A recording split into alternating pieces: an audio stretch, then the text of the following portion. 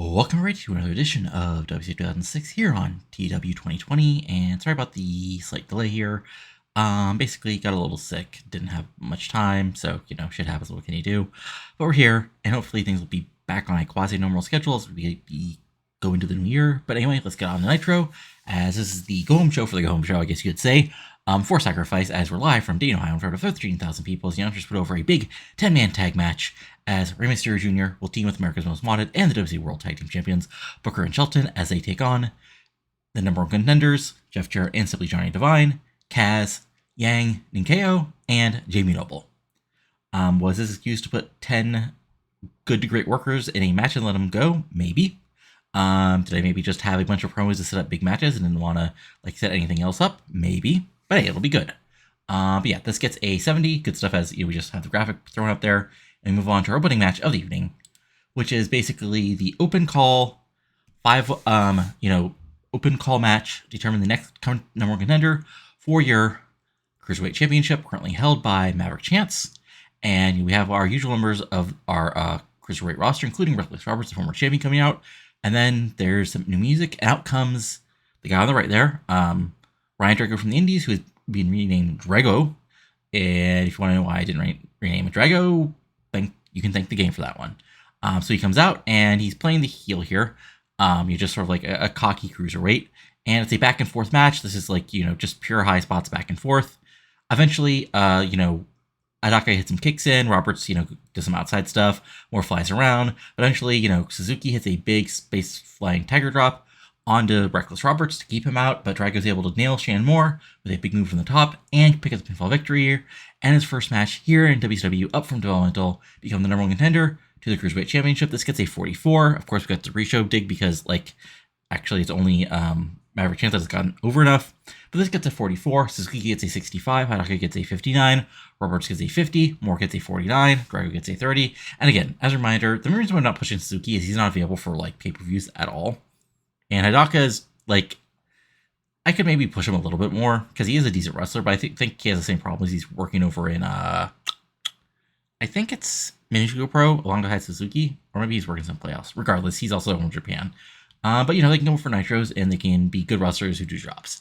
But there we go. The announcers put over the, this big moment, Mike Janae especially, since he's a cruiserweight guy. And post-match, Drago celebrates, makes a title whip motion as this gets a 43, and move on. And then we basically cut backstage, and we have what we would call a wacky, babyface promo. Nothing fancy here, just the babyface is putting over the main event tonight. Rey Jr., talked about, Jamie Knoble is just mad that Matt Sydal couldn't hold on to a CB title. And W talked about, they've been messing with, Kaz and Yang for months now, and they're sick and tired of it, and they're going to end it at Sacrifice. And Booker and Shelton saying they're already ready to put the belts, and, Jarrett, they fought before, they'll fight again. But tonight, it's going to be a little preview of what's going to happen at Sacrifice. This gets a 77. Good stuff. Again, not the best promo there, basically because none of those guys are 90 plus promos like Kane or somebody would be, or even Styles at this point. But hey, what can you do? Anyway, we cut backstage as Ken Anderson, who I didn't realize have a photo for the game, is backstage, and he's with your Nitro GM Eric Bischoff, and he says, Eric, we need to talk. And we need to talk right damn now. You see, I'm impatient. I've played the rules, but it's gotten me nowhere. Toland has been ducking me ever since he screwed me over. Ever since he screwed me over in the tag match. And I want him in this ring. I want it at Sacrifice. Because I deserve that chance. One more shot to show him he's nothing. And he got lucky the one time. And hell, he didn't get lucky. He just set me up. So I want him in that ring. I want to kick his ass and stop him dry. And Bischoff's like, look, I understand you're upset, kid, and you have a right to be. But let's remember, who's running the show here? I make the matches, not you. However, I do agree it's time for you to settle this thing with Toland. And Anderson's like, settle it? Eric, I'm way past setting. I want to tear him apart. I want to do it on the biggest stage possible. You need to make it happen, or I swear I'll start being an a-hole to everyone around here, and that includes you. And Bischoff's like, sort of puts his hands up, like, come on. Threats, Ken, really? That's not like you. Well, okay, maybe it is, but I get it. You want Toland, and the fans want to see you go at it. So here's what we're going to do. At Sacrifice, you'll get your match against Tank Toland in that ring, one-on-one, no excuses, no running away. Just you and him settling your score once and for all. Anderson's like, thanks, Eric.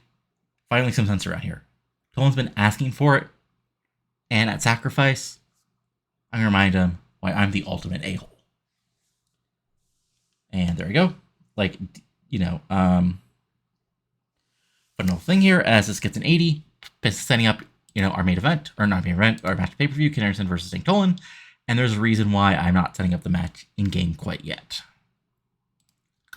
And then we have a sort of a quasi-preview of the Women's Championship match of Joanie Laurer getting the title shot against Nikki Colt as we see Nabusic, who's officially with Revolution, but unofficially, we have some reason that, Nabusic is, Colt's partner, so she's allowed to come with her. But she fights, Laurer fights Nabusic and just sort of rolls over. Busic gets some spots in, but this is basically just a squash to put over, Laurer and remind her, hey, she's really good. She's a former women's champion. She's been dominant. And eventually, it's a sleeper drop, but she hits her with the powerbomb and gets a pinfall victory in a little under 5 minutes. This gets a 70. Laurer gets a 74. Busic gets a 56.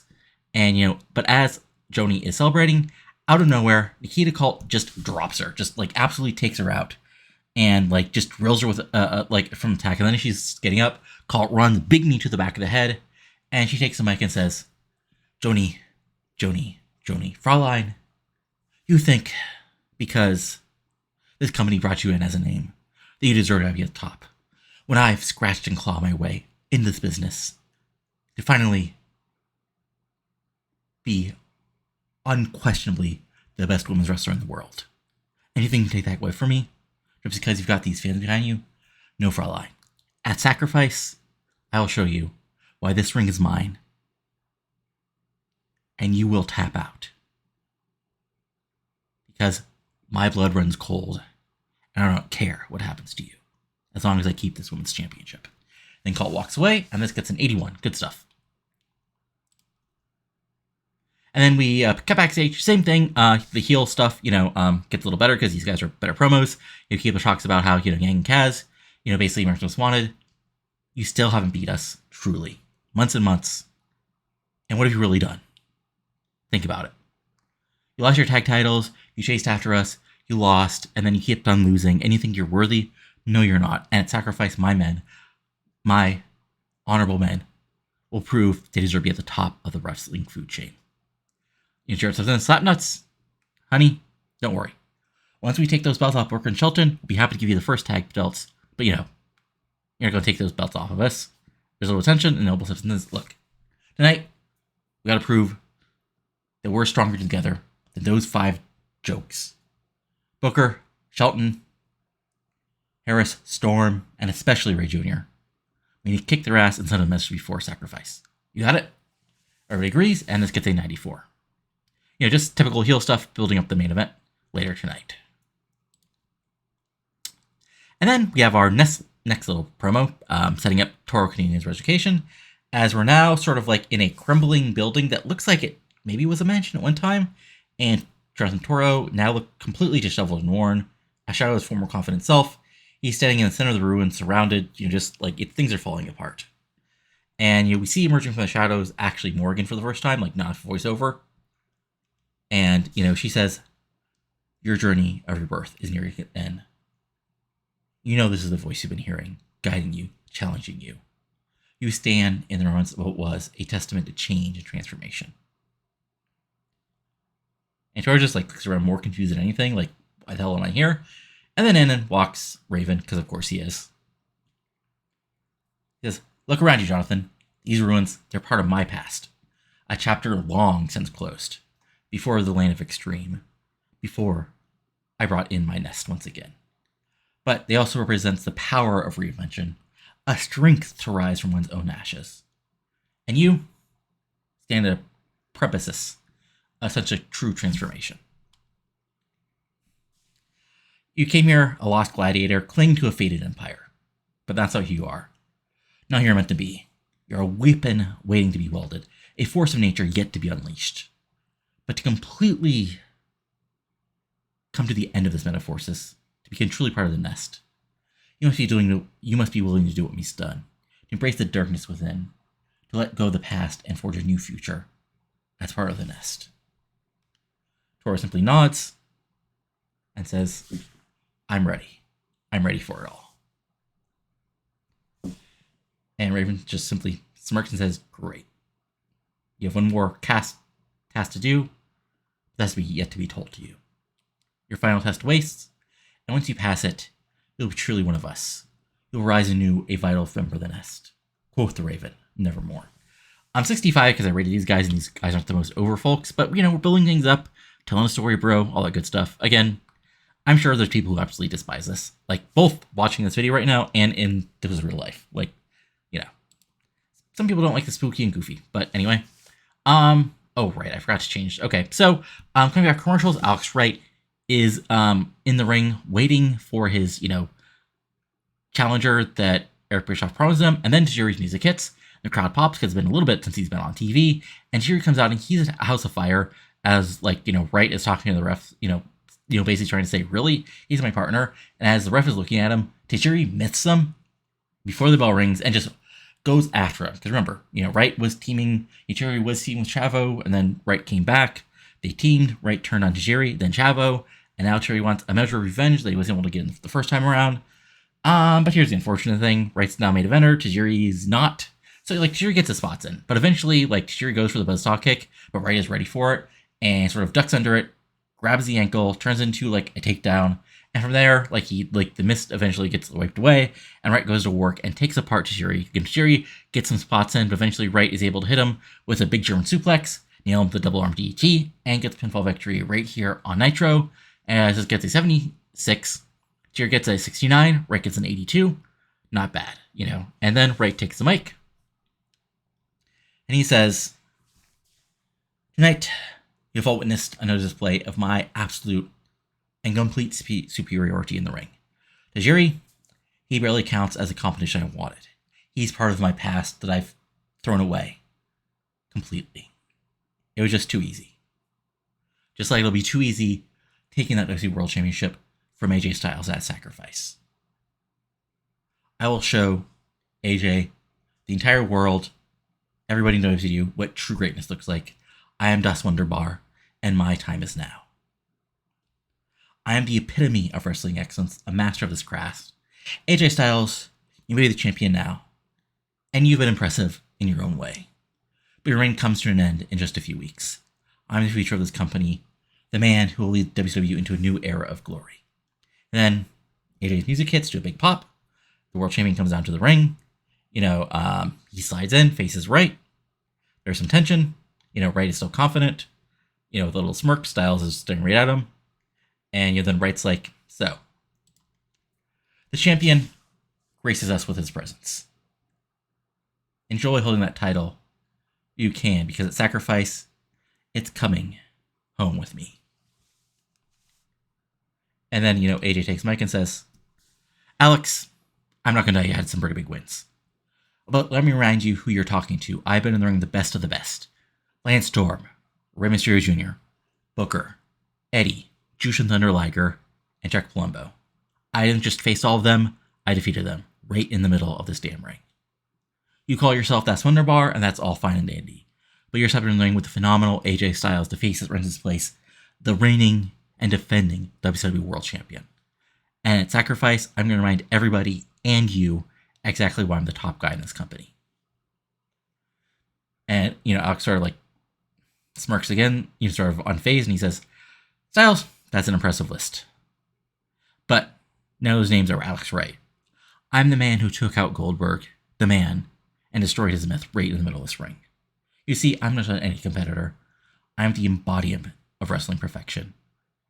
You may call yourself phenomenal, but I'm on another level. I am Das Wunderbar, and I am destined to rise to the top of this industry. I will dethrone you at Sacrifice, Styles. I will ascend to my rightful place, and there's nothing you can do about it. Your time is up. The era of Das Wunderbar is about to begin." And Styles starts up closer as they're face to face. He says, "Alex, your confidence isn't admirable, but it's misplaced. You're going to step in that ring with me, and I'm going to show you what being a world champion is all about. It's more than just skill and moves and be able to take people out. It's about resilience, heart, and the will to win no matter the odds. I fought too hard and too long from the bottom to let someone take this title away from me. You're going to learn, just like everybody else has, when you step in the ring with AJ Styles, you're in for the fight of your life." And there's a stare down, and there we go. So this gets a 92. Really good stuff. Continuing to build the feud. And again, like, this hasn't been like the most, like, I don't know, in-ring, like, sort of, because like even though they're face and heel, like, they don't hate each other. That's the thing. Like, Styles wants to win the title, and obviously he doesn't like what's been up to the past few months. But like, there's no big like feud. Like, and same thing with like Wright. Like, Wright went after Goldberg because he sees him as lesser, but he has respect for AJ. Like, obviously he thinks he's better because he's Das Wunderbar, but like, he's not going to attack him from behind. Well, at least so far.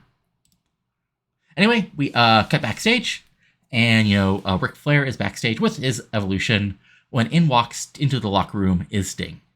I honestly forget if he's been on TV since Starrcade. Maybe. Anyway, the former multi-time world champion, the legend, the conscience of WCW, the icon, the showstopper, Sting himself, walks in, and Flair's like, "Brother, you came to wish us well when we fight those nest sons of bitches?" And Sting's like, "Rick, I come to wish you well, but I also come to remind you and warn you. We faced men like that before. Hell, I was in a long feud with all of them for a long time. And you can't go in thinking this is just another fight." And Rick's like, "Come on. Are you really falling for all their crap? Look at all the weirdos we've dealt with in the past. Sullivan, Vader, Black Scorpion." Oh wait, that was me. And then like in the past, like Morningstar, Macias. Come on, brother. These are my men. NCAA champion, military man, greatest technical wrestler on this earth. He speaks 5 languages. They can do this, man. They can do that in that ring. And things like, look, brother, these guys are the future of this industry. I have no doubt of that. But you're the dirtiest player in the game. These guys, in a way, they're playing a whole different game. So when it's showtime for you, I hope you're ready for anything that might happen. Things like, Stinger, I respect you, and you're my friend, but I got this. And there's a little bit of tension, but they still hug. Sting begins to talk to Lashley and Cesaro as we move on as this gets an 84. So just sort of like, because Sting was part of like the big feud with, the Deadpool Forever, and this sort of like eventually lead off because in a showdown feud with Deadpool and all that fun stuff. And he was like the, guest enforcer for the big War Games match. And now he's back, I guess, trying to warn, Ric Flair and his Evolution before they have the big tag match at the pay-per-view. And then we have Titus Tomko taking on the Truth, as of course, when they fought last week, their match was interrupted by Brother Rey and Eddie Guerrero getting involved and causing the match to be thrown out. And this time there's no Brother Rey and there's no Eddie Guerrero, but they still managed to fight and brawl to the outside, and the match is called off to a double countout. Eventually, we get some power spots from Tomko. Truth gets him doing his brawling of his own. This is not a technical battle, but this is like, two guys trying their best to become the number one contender of the U.S. title. But eventually the ref calls for the bell, and the match after about 8 minutes. This gets an 80, which is shockingly good. Truth gets an 80. Tomko gets a 54. Was there anything else giving it a boost? I guess short match length, but let's be honest, Tomko would not be getting a good rating with a longer. So I guess just a very hot crowd helped it out. But yeah, so, double count out. So I guess we still don't have a number one contender to the U.S. title. And Eric Bischoff comes out and says, all right, look, you guys have fought twice, and there's still no number one contender to the U.S. title, and I've got a pay-per-view to try to build too. So here's the thing. Next week, I want you to in that ring one more time, and if there's not a winner, neither of you get a U.S. title shot. And then all of a sudden, Paul London's music hits, and he's out here for the first time in a while, Aaron Nitro, as U.S. champion, who's been sort of like stuck over on Revolution recently, comes out and says, hey, wait, Eric, got all the respect for you in the world, man, but I'm a competitor. I'm a fighter. And obviously, both of these guys, they want a shot at this title. Truth, you're a former U.S. champion, and you really never got your rematch. And Tomko, well, you're a big SOB, but I love being the underdog against big SOBs like you. So, why don't we do this, Eric?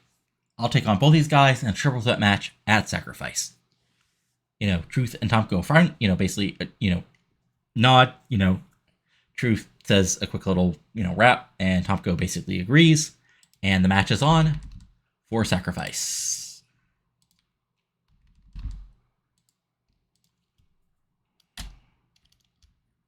That's Tomko, Paul London, and the Truth. How's that for a triple threat match you never thought you'd see? Again, this is a very wacky world, and it's for a U.S. title of all things. So yeah, let's get to an 81. Good stuff. Oh, I should have rearranged. Okay, well, we come back from commercial, let's say, and Eric Bischoff is like getting back into his office, and Tank Toland is there, like already agitated, as Eric's like, "Well, what's up, Tank?" And Tank's like, "Bischoff, what the hell are you thinking? A match with Ken Anderson at Sacrifice? I thought I made it clear. I'm done with absolute human trash like him. I've moved past Anderson, and you should too." And Bischoff's like, Tank. Let me remind you of something. My job as a general manager is thinking about ratings and buy rates and making money for WCW. And you know what they say? Controversy creates cash. And, Toland's like, come on. There's a lot bigger matches you could have for me instead of Ken Anderson. I beat his ass over and over again. And Bischoff's like, yeah, if you've attacked him or when you've gotten help from Titus Tomko, you never had a match one-on-one in the ring with him in the middle of the ring. And Tank's like, that doesn't matter. Bischoff's like, actually, you see, it does matter. Because see, the controversy right now is a lot of WCW fans think you've been running away from Ken Anderson. They want to see you two settle your score in the ring. And what better way to ensure that you can't run away, you can't get away, and you have to be man-to-man, face-to-face with an a-hole like Ken Anderson than at Sacrifice, you're being in a match with Ken Anderson, but not any match, a strap match. Big pop, as Toland is absolutely pissed off. He says, wait, a strap match? Are you out of your mind, Bischoff? That's barbaric. You can't do this to me. Bischoff, I deserve better to be tied to that monster, that a-hole. And Bischoff's like, but I can. See, I'm in charge here, Tank. This is what the fans want to see. You don't understand? Linked together, no running, no hiding, just the two of you selling this once for all. Think of the reaction, Tank. Think of the attention. After all, isn't that what the sexiest man in WCW should want? And Toland's like, Bischoff, this is ridiculous. He's a loose cannon, a complete and total a-hole that doesn't care about anything. And Bischoff's like, hey, that may be true, but at Sacrifice, you have a chance to show him up for good. Prove to everyone that you're just not a pretty face who got some backup and beat him up a couple times. And think about it. If you beat Ken in that strap match, there won't be any doubts left about your abilities, and who knows? Maybe the controversy from winning may lead to even bigger things for you, Toland. And, Tank takes him on and says, fine, I'll do it. I'll beat him at Sacrifice, but you better remember this, Bischoff. I'm just not some puppet you can manipulate for your own ratings and buy rates, Bischoff. I'm Tank Toland, the sexiest man in WCW, and after Sacrifice, everyone will see I'm that and so much more. Toland storms out of the office, and we sort of stay on Bischoff for a second and says, strap match at Sacrifice. Sometimes I amaze even myself. Again, there's still the Bischoff under that. This gets to 71. Not bad. Maybe, probably a little long, but, got to build people up, right? And then we have another big promo, which I totally stuck all these promos together. I thought there was one more match to stick them together, but hey, whatever can you do?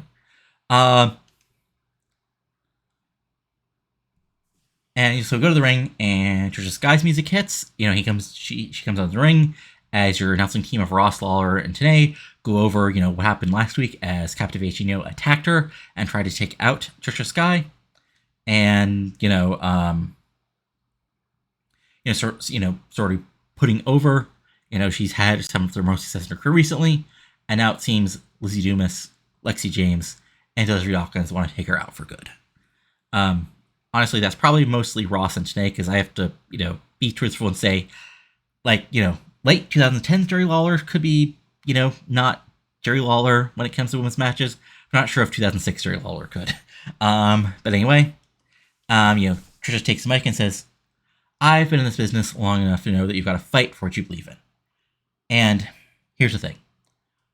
I've wrestled in other places, but after the last year or so here in WCW, I see this as my home. I'm damn proud of everything I've achieved here. 2 Women's World Championships, big time matches that people thought women would never be able to do here in professional wrestling in America. But lately, Lizzie, Lexi, Desiree, Captivation, you've been trying to take me out for good. You've ambushed me, attacked me after matches, and hell, Lizzie, we cost each other the women's title probably at the last pay-per-view. But here's I am, I'm still standing, I'm sick and tired of your games. So Lizzie, I want you to come out here and face me woman so we can figure this out once and for all. After a moment, Captivation music hits and out comes, the trio, as Lizzie has the mic and she has, Trish. Tricia. Copyright. You think I'm afraid to step in the ring with you? You're forgetting who you're talking to. I've been part of matches that involved tables, ladders, and chairs. I was being speared off a ladder where you're busy getting strapped down to your skivvies in mud wrestling matches. I was breaking barriers and taking names when doing photo shoots, getting a bunch of 12-year-olds into puberty. And Trish's like, oh, wow, attacking me for what I did a few years ago. You never done that before, Lizzie. Come on. That's part of the past. And yeah, you were part of Team Extreme, but you're not with them now, are you? No, you've got Captivation. But that's the thing. You've got Captivation. And that means anytime we get in the ring together, there's a chance you're going to try to have your teammates come after me. So, you talk about tables, ladders, and chairs. But there is a match, Lizzie, you haven't mentioned. That's what I want you in at Sacrifice. You, me, and 15 feet of steel between us and everybody else in the arena. Lizzie, I want you in a steel cage of Sacrifice so we can finish this off once and for all. Because even if we're locked in a cage, for me, the sky's still the limit. Lizzie says, you know what? Fine. Tricia, I'm sick and tired of you acting like you were so aggrieved by what you had to do up north and you had to prove yourself. No. You did that all on your own because that's what you wanted to do. While I was breaking barriers and almost destroying my career. So, Sacrifice, that's the appropriate name for what's going to happen because that's exactly what's going to happen to you, Tricia. It's going to be sacrificed at the altar of Captivation. You think you can beat me in a steel cage? You're dreaming. I'm going to show you and everybody else why I'm the real trailblazer in this business. I'm going to leave you broken and beaten. I'm your footnote in the legacy of Captivation. You're stepping into my world, Tricia. That's a world where only the strong survive. And then, Tricia fires back. You can talk, Lizzie. You can talk a big game, but it's not about words, it's about action. And when the cage door locks, just me and you, no excuses, no backup, no teammates, no interference, one-on-one. And when it's all said and done, everyone will see that Tricia Skye is still at the top of her game in this business. Lizzie gets the final line as she says, Tricia, we'll see. We'll see you walked out of the cage, but mark my words, Sacrifice, your career, your legacy is going down. And it will be captivating. So there you go. 2 big matches set up for the pay-per-view. As first, we got a 1-on-1 match in a strapper match. Ken Anderson versus Tank Toland. And then in a steel cage match, where are you? Oh, Cage Modern. You have Tricia Skye and Lizzie Dumas. Like, I didn't plan for all these matches to be big old gimmick matches, but sort of like it's just what it led to. But anyway, so that gets a 73 because, well, I rated the other woman, so what can you do? And then we got a Revolution recap focusing on Rob Van Dam winning the number 1 contendership with some help from his manager Paul Heyman and AJ Styles not seeing it, which gets a 72. And it's time for our main event. Which, yeah, okay. It's a banger. Let's see here. Yeah, Booker still has an injury, but this still gets an 85. So, just a wild match here. So we got, everybody gets their spots in. Benjamin gets some suplexes, Booker T gets some brawling with Jarrett, Noble's able to do some takedowns, Kaz and Yang get some big teammates, Kaz and Yang face off against AMW, and they both had some double teams. Kaz has had some big kicks. Devine flies around a bit. Rey Jr. does Rey Jr. things. But eventually what happens is, things break down. It's a big wild thing. But Chris Harris is able to nail Jamie Knoble with the catatonic after Rey Jr. hits him with a Frankensteiner. 1, 2, 3. The babyface get the win on Nitro. As gets an 85. Benjamin gets an 83. Booker gets a 71, mostly because he's injured. Harris gets a 67. Storm gets a 73. Ray gets an 89. Devine gets a 69. Jarrett gets a 90. Yang gets 71. Kaz gets a 94, Jesus Christ. And Knoble gets an 84. So yeah. And then we show overall. Gets us an 87. Okay. I mean, we didn't have that random 6-minute 98 promo, so that is explainable why we didn't quite do as well as I hoped. But hey, I mean, that match, maybe if Booker wasn't injured, maybe he could have gotten that up to an 88 or an 89. But there it is. As it's loading, and this guy had the theme to MacGyver as his ring music. That's weird. Okay. Sorry, I'm just legitimately surprised by that. Okay. I'm sure I've seen that before, but still weird.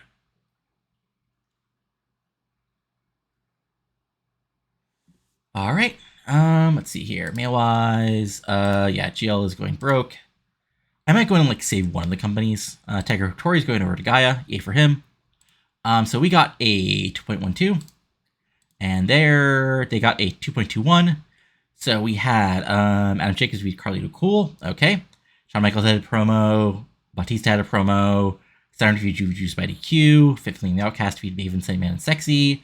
Aaron James and Molly Holiday defeated Beth Phoenix, Chantel Fierce in 82. Batista defeated Skyfall Cable Lion of DX 2.0 in 87. Wow, okay. Garrett Jericho defeated Crash Holly by DQ with a 94. And the main event, Vampiro and the Big Show defeated Steven Richards and DDP. Okay, that's a weird booking. And yeah. Interesting.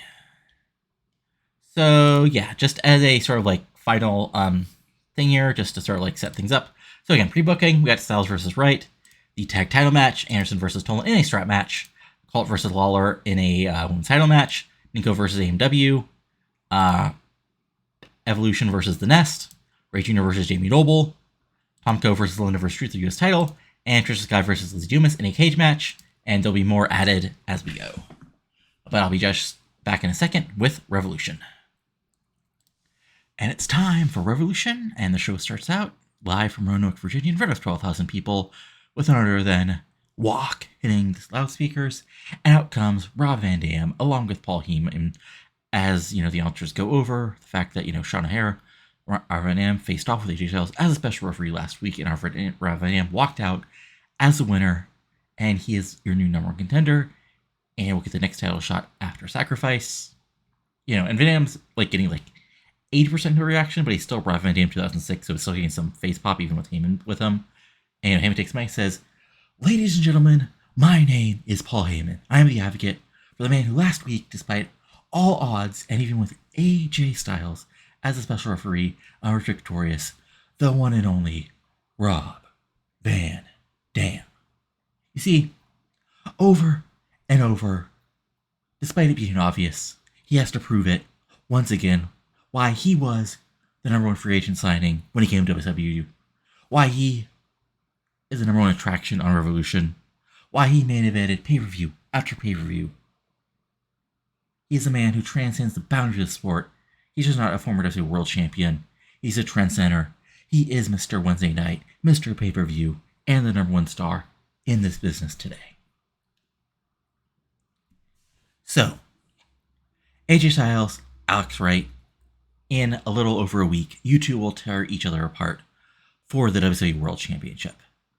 But frankly, it doesn't matter who comes out on top, because waiting in the wings is the future of this company. No, the president of this company who's been pushed aside, the man destined to reclaim his throne, Rob Van Dam.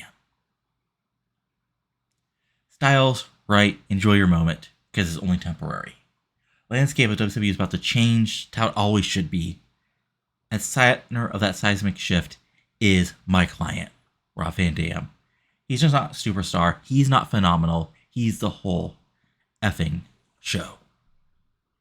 The path to the top goes through Rob, and whether you like it or not, you're looking at the next WCW World Champion. And just as Heyman finishes up, Cannon's music hits to a big pop as Cannon comes out to the top of the ramp. And he takes Mike and says, you know, I've been watching for sidelines these past few weeks. You get knocked in the head the right way, and you have to go away for a little while. But I've seen you, Rob, and Sean going at each other like cats and dogs. Hey, that's all fine and good. Let's get one thing straight. The reality is, I had a man and a SOB with his own thing going on as partners in that wild card match at Super Bowl. So really, Rob, you still haven't proved that you're better than Canyon. Big pop for that. And, Van Dam takes me and says, wait, Canyon, brother. Remember last year when I was a world champion? You got your shot. At Wrestle War. And you lost, dude. You lost. And Canyon's like, fires back. Rob, let's not forget the details here. That was a triple threat match with Eddie Guerrero. And if you want to talk about the past, the last time it was me and you, mano a mano, in that ring, I seem to recall beating you and earning a spot at the main event at Starrcade. And, Canyon's, already is about to respond a little upset when Heyman steps in, puts his hand up and takes the mic and says, Canyon, please. You're living in the past, dwelling on old victories that don't matter anymore. Revolution isn't about you. It's about the next world champion, the one and only RVD. Then RVD takes the mic and says, that's right, Heyman. Canyon, you had your time, but this is my era now. I'm not just Mr. Wednesday Night. I'm the whole effing show. I am the Revolution. And anyone, including you, who thinks he can step in my ring and challenge me is in for a rude awakening.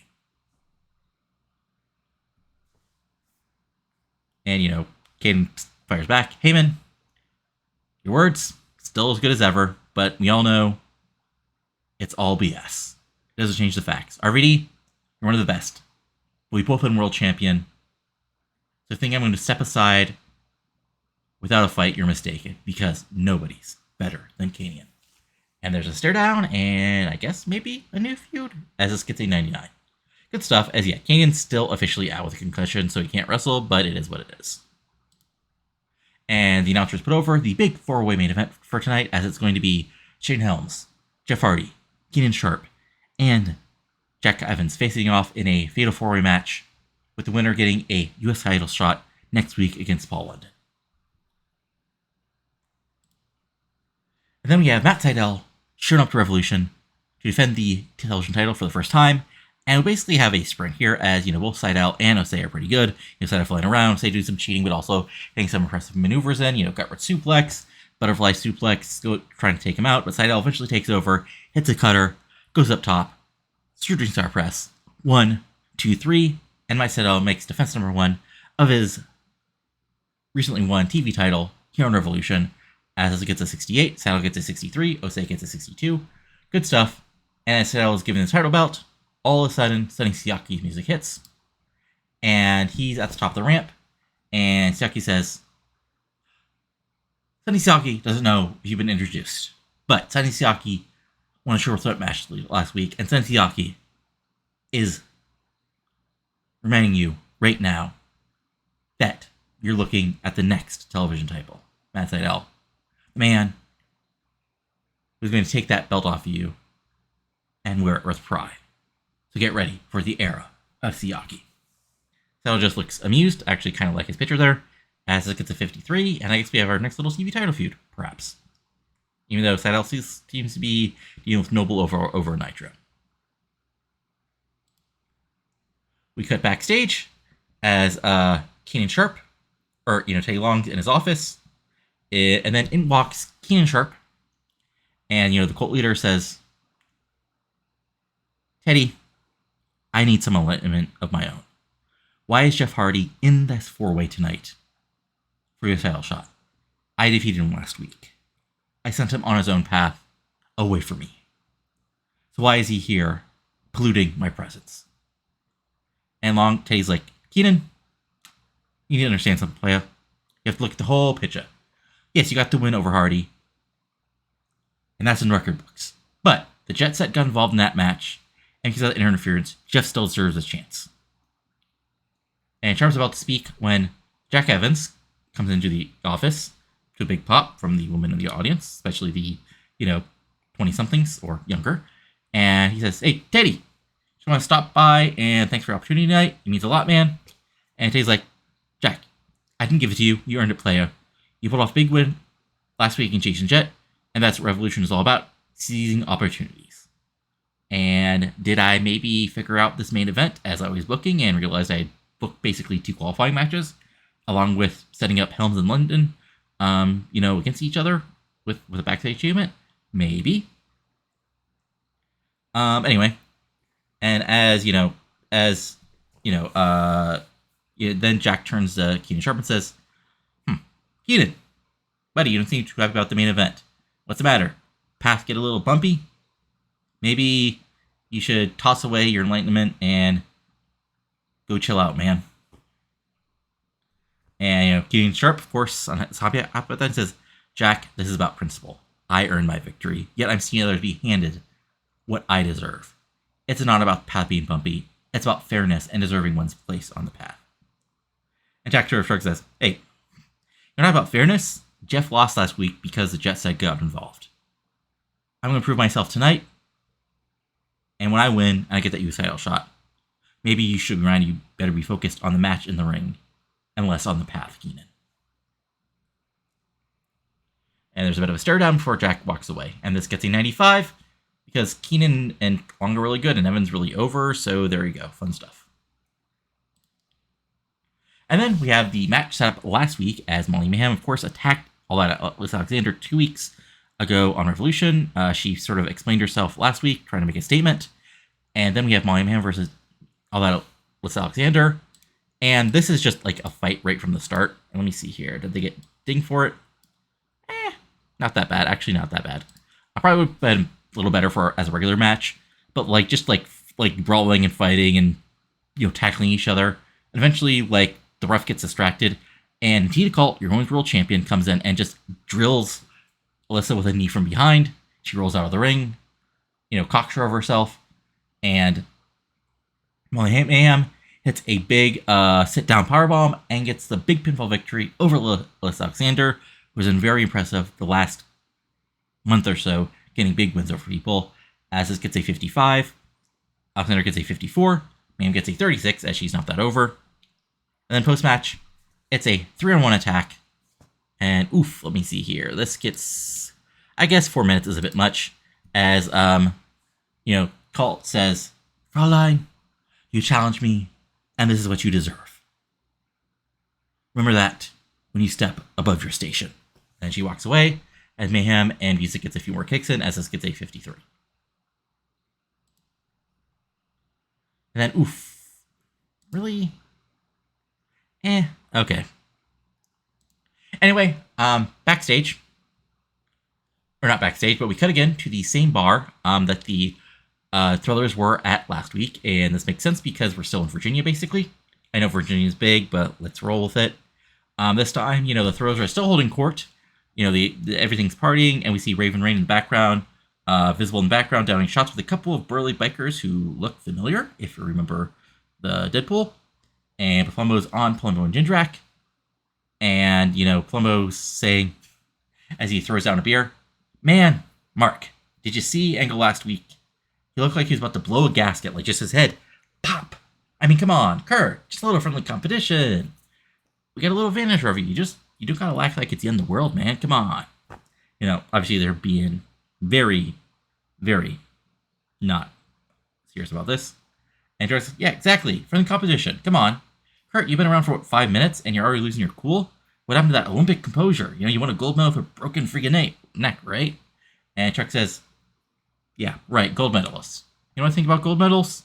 They're shiny, and they probably can pawn you some good money, Chuck. Kurt, and that's what they're worth. Nothing here. Same with those world titles up north. Big deal. This is Revolution, this is WCW, and here we play with different rules. You might have been a big fish in other ponds, but in our pond, you're just another guppy about to get swallowed up by the Thrillers." Because here's the thing, Kurt, you have the big contract and all the accolades that anybody can give you. But none of that matters here. It's about what you do in our ring. And this ring, this show, this company still belongs to the Thrillers. And Mark steps in and says, Kurt, if you want a piece of us, you'll get it. But remember, it'll be on our time, our terms. We run this show. And we're not going to let some overhyped new signing come in and steal what we deserve. And Tomko finishes off by saying, when you're ready to step to the big leagues, let us know. Until then, keep polishing those medals and reminisce about the good old days. Because in Revolution, past, the present, and the future is about us, the Thrillers. And you sort of pan out back to the bar. Thrillers still an element, with Rain still raising her glass and fun stuff. As this gets an 81 because Plumbo rolled badly and, fun stuff. Anyway, this continues to move, continues the angle and fun stuff. And we cut backstage, and Kanan is backstage doing backstage wrestling things when he runs into Shadow Hair. And Kanan's like, hey, man. He basically, says like, hey, sorry about what happened last week. It sucks, but, what you going to do with Heyman out there? And O'Hare just, looks a little pissed, and he says, what was that all about, Kanan? Or what was that all about, Chris? Because we're going to little shooty here. And Kanan's like, what? I took an opportunity. He was out there. Nobody else was coming out to talk to him. So I took a chance. And look, Sean, you had your chance. It sucks, but it happens to all of us, okay? Nobody gets away without things getting screwed up once or twice. But there's lots of guys on this show who I'm sure you can face off and earn your way back to the top. And he was like, what the hell have you been up to the past few months? You lost the wildcard tag. And you can talk about bad partners, Bobby Van Dam who wanted to stick his knife in me. And Jindrak, who had his actual partner on your team. So you want to talk about it being difficult. And Campus Arms is like, look, if you're pissed, I can let you have another run at Van Dam, but do you really think Teddy's going to let you do that? And O'Hare's just like, look, let me handle myself. Because I'm still the future shock. Here in WCW, I'm going to get my way to the top. And he sort of pushes Kanan away, as Kanan looks confused, as this gets an 84. And then, wow, this could have been our main event, honestly, but anyway. So we have the match set up last week, as of course Billy Kidman wanted some competition, and a big time match here on Revolution, and he gets it against Macias, and this is what you expect. Kidman actually jumps Macias as he comes into the ring, and he throws him around. There's chairs, there's a table spot. Maybe he goes for Macias, but Kidman is able to knock him through. But eventually Macias comes back and big boot, throws him around. Kidman actually hits the Kid Crusher on a chair, but Macias kicks out. Macias takes over, chokeslam, crucifix powerbomb. 1, 2, 3. 86. Macias gets an 85. Kidman gets a 92. Good stuff. Serve better announcing color commentary. What can you get?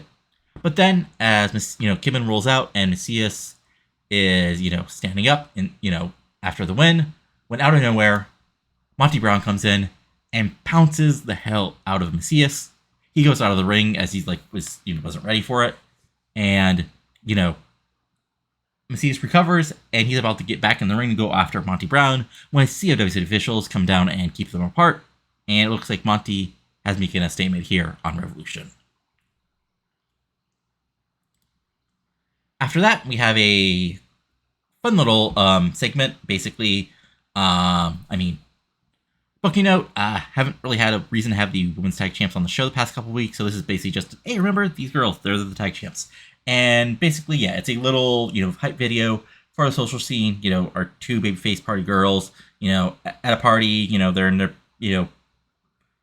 sexy dresses, training hard, lifting weights, sparring in the ring, practicing double team maneuvers on random women, doing public appearances at the beach, all that fun stuff. And then, they're standing, we cut them, in a backstage area, and Nikki Rock says, wherever we go, whether it's starting up the club, pushing our limits in the gym, or making a difference, we're all in. Being the women's tag team champions isn't just about how it happens in the ring, it's about living life to the fullest and bring that energy to everything we do. Any substances, that's right. In the ring, we're ready for anybody. Captivation, Gail and Allie, European Disunion, Angel and Natty, anybody who wants to step tail up and face us. We're happy to defend those titles at any time. Because we're always down for a good time, but when we get in the ring, we're all business. Nikki continues, party doesn't stop, and neither do we. In the club, at the bar, on the beach, or in the ring, we bring the same passion to everything we do. These belts mean we're the best, and we're not about to let that go anytime soon. So, and then Annie finished up, to all the teams out there, I know these titles just news. Those seem just as a tag team or movement, and we're just getting started. The party's on, and the challenge is open. So there you go, fun little thing, 56, probably should have scripted them, but what can you do, you know? And then we have our big match set up last week of Gail Kim versus Angel Fox. Announcers put it over as 2 former women's champions, and it's a really good match. Like, actually, we have both Allie Danger and Nighty at ringside, but it's basically wrestled cleanly for the first, half to 2/3. And actually, there's a big, maybe a Rana, a superplex blocked and turned into a sunset flip powerbomb by Angel Fox. Both women are down on the mat, and, Angel, it looks like Allie Danger is going to be involved, but Natty Hart cuts her off, and that seems like it's going to give Angel Fox enough of a room as she hits the Angel Snap, but Gail Kim actually kicks out, takes back advantage of the match cleanly, and hits the Big E defeat for the pinfall victory over Angel Fox here on Revolution. This gets to 75, Gail Kim gets to 74, Angel Fox gets to 70, and a really good match. As post-match, Gail and Allie celebrate, as the announcers put over, as set up last week. That means next week it's going to be number 1 contenders to the women's tag titles of Gail Kim and Allie Danger taking on Angel Fox and Natty Neidhart. 66, good stuff. And then we are backstage. Let's see here. Interesting. We're backstage as Amy Weber is with Shane Helms, who of course is part of the main event tonight. And, she asks him, Shane, you're part of that 4-way match, determine that one could for the US title. How are you feeling about tonight, especially considering Jack Evans, who defeated you during the Mayhem tournament last year, is also in this match? And Shane just sort of laughs and says, hey, that's a good one. You do got to bring it up there. But let's get one thing straight. The only reason I'm in this 4-way match is because WCW management still doesn't recognize greatness when it's right in their face. I shouldn't have to prove anything. I'm the greatest United States champion of all time, a former WCW World Champion, and a Starrcade main eventer. But hey, they want to jump me through hoops, that's fine. I'll play their game. Jack Evans, kid, you got lucky in the man tournament, but your luck runs out. Jeff Hardy, you're an old friend from another lifetime, and you showed up here for the first time trying to take me on. But tonight, all that doesn't matter. And hey, Keenan, nothing personal, man. It's just business, and you're in my way. And, Shane asks them about being a former U.S. champion, and if it gives them an edge. And, Shane is like, experience isn't just an edge, it's everything. I've been in high-pressure situations like this countless times. I know what it takes to win. I know how to handle that spotlight. Evans, Hardy, Sharp, you're just obstacles on my way back to the top. After tonight, there'll be no question who the real number 1 contender is. I'm going to upset the apple cart, win the U.S. title, and walk in sacrifice ready to defend it against both the Truth and Titus Tomko.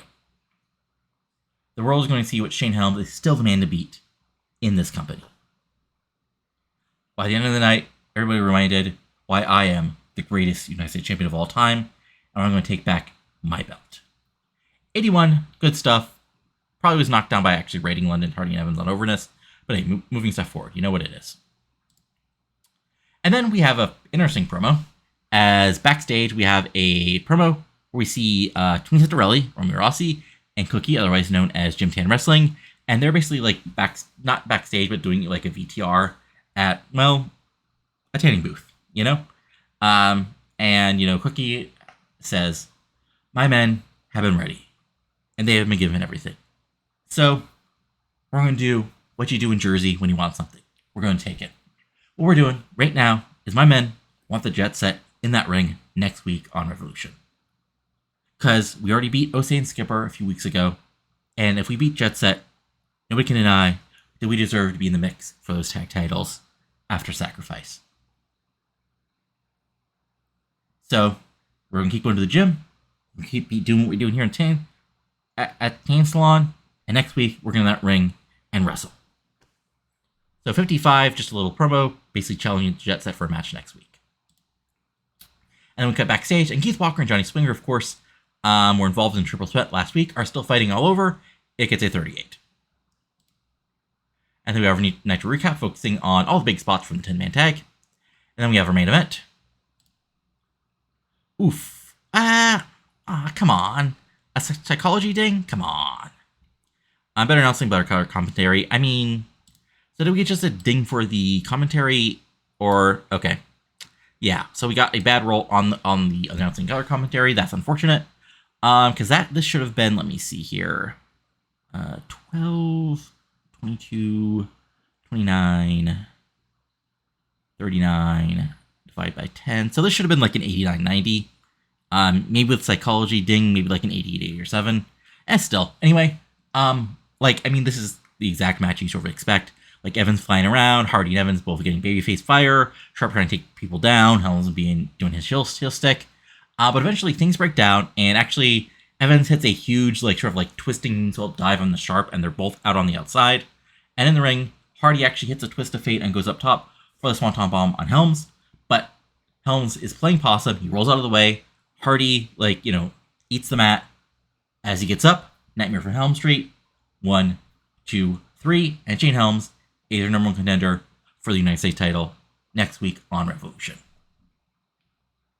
81, like I said, Helms gets a 91, Sharp gets an 88, Hardy gets a 91, Man, I Wish I Would Trust You, Evans gets a 93, and post-match, Paul London comes down to the ringside, and we have a stare down as the announcer put over that Paul London is risking his U.S. title a few days before Sacrifice because he wants to prove he's the best in the business when it comes to this championship.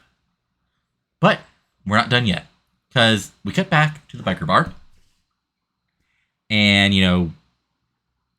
there's more drinking and partying, when all of a sudden, a random person at the bar runs in and says, "Chuck, Mark, you gotta come out here and see what's happening." And they run out, camera follows them, and we see Kurt Angle in a milk truck, and he's screaming, You think I'm pissed? It's true. It's damn true. You haven't seen pissed." And then, with the milk truck, he, or as we cut, a stunt driver, runs over all the motorcycles of the Thrillers alongside with the two big burly guys who've been with Raven Reign and in the last couple of segments. And as Revolution ends, Kurt Angle, after another cut to put him back in the seat, climbs up to the top of the, climbs on the roof of the milk truck, pointing that, yelling down at Palumbo and Jindrak. And seems like this is taking up to another level. So 95 to end things, and yeah, that's a very wacky segment, but come on, you gotta love it. As the show itself gets us an 89. So good stuff. Again, I think that was a pretty solid show. Helms London should be really good next week. Probably, honestly, better than Triple Threat. But also, we have the sort of, the big women's tag match. More build-up. We have Kanan and O'Hare being unfriendly. Monty Brown taking out Macias. Kidman, lost. So we'll have to see what he goes from here. And am I just killing time till this finishes loading? Yes, I am. Let's see here. We're continuing to load. Come on. Okay, Revolution. Ooh. Okay, that's fine. I'm reciting Dusty because of course I am. I want to make sure that wasn't something I needed to sing. And yeah, Kane's back at the company tonight. Jindrak thinks Tony's. I mean, you're not wrong. Samu. Okay, cool. Let's see here. Just because I'm interested, there was a women's independent show, so I'm gonna see here. I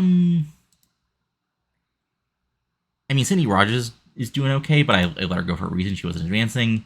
And yeah, the rest of this is all a lot of lower level women and regens who I didn't have any good stats, so I didn't give them a picture. Anyway, so WWE, they had SmackDown. SmackDown had Nick Dinsmore defeated Tommy Maluk in an 82, mainly because they were in the Great Lakes, where they're dev territory, so these guys are both more over than they should be. We had lots of promos. None of them were very good. Rico Constantino defeated Chains, so at least he got a win. We had Gladiator defeat John Cena again, so, I mean, Cena's getting there, though. Billy Gunn and Little Fellows defeated Rikishi, Hawk, that's Cody Hawk, and Animal, and Cody Hawk got injured. Christian defeated Samu in a 75. And then we had Chris Benoit kill Andy Douglas in a 94. Just like, Jesus. And then the main event, The Undertaker and Regal defeated Kane and Scott Steiner in a cage match in an 87. So there we go. Interesting stuff. If we go to our Dev Fed, Anyway Wildside TV show had, let's see, Hot Sauce Fernandez, Cassie O'Reilly, and John Phoenix defeat Lance White, Tony Jones, and Suzuki. So yeah, some people who should be pretty obvious are ready to come up.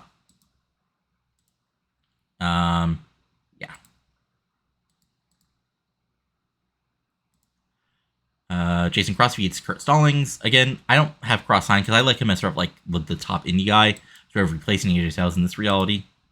Lance Point killed Brett Major. Creator Hernandez Nielsen defeated Perkins, Matt Morgan, and Directe. And again, so you sort of see where we're going here.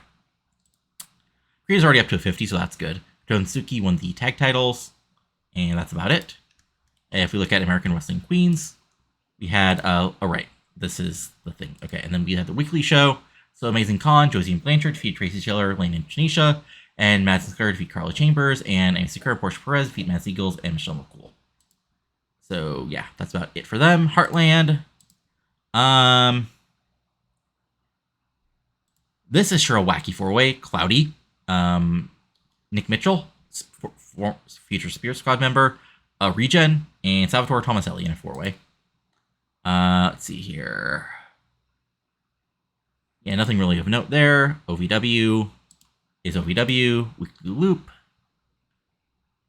There's some people who could possibly be brought up soon enough to the main roster, especially with WrestleMania around the.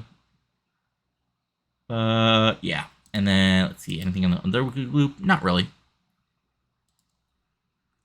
So there we go. So then, if we look at the rest of the wrestling world, and the way I always do, and one of these days I want to remember how to do it. Okay, so news.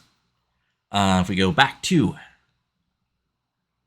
last week's Revolution. Okay, oops, that's too far. There we go, okay. Let's see here. Was there a big show? I don't think there was anything huge. CCW had a show. 1,500 people, so they're doing well. Amazing Red versus The Wall. Balls Mahoney versus Dixie. And Rick Blade and Justice Page versus John Cena and Nick Gage. And yeah, Axel Worker versus Necro Butcher. Axel Rotten versus Necro Butcher. Let's see here. Okay, I had a big show. It's the usual people at the top. Nothing too big changes there. APW had a big show. Scott Lost feed Mac Justice. Michael Monas feed Super Dragon. So there you go. Yeah, honestly, I don't think there was anything huge. Yeah, that's it. Some house shows. BCW had a big show. PD Williams first defeated Scott D'Amore. Larry Destiny defeated Derek Wild. Mike Ruprick defeated Rene Dupree. So there you go. Dupree's actually getting there slowly. Honestly, yeah, there we go. So yeah, not much going on there. If we look at our storylines, Challenges Everywhere is at a 66. Taking all comers at a 74. Against the Darkness is at a 64. Captivating Nitros at a 64. More Than a Pretty Face is at a 76. Never Noble's at an 83. New Dreams Goal is at an 86. Paid to Kicks at an 85. Respect Needs to Be Earned is at an 87. The Right Champions at a 91.